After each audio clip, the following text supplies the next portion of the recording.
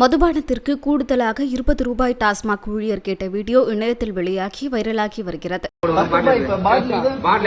எவ்வளவு 10 ரூபா? எவ்வளவு 10 ரூபா? அப்புறம் ஸ்டிக்கருக்கு 10 ரூபாய் வேற சும்மா நான் என்னோட சும்மா போட்டு விடுவோம்.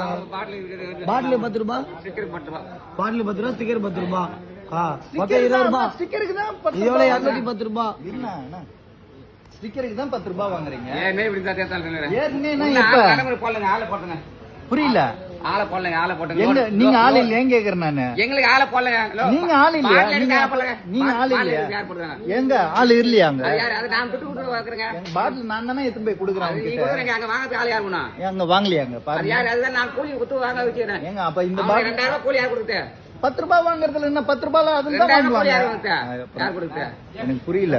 10 ரூபாய் பால் மாட்டு போயிட்டு அந்த கூலி வச்சு நாங்க ஆளை வச்சு வேலை வாங்குறோம். அதுதானே இப்ப இந்த பாட்டில் வந்து 10 ரூபாய்க்கு தான் கவர்மெண்ட்.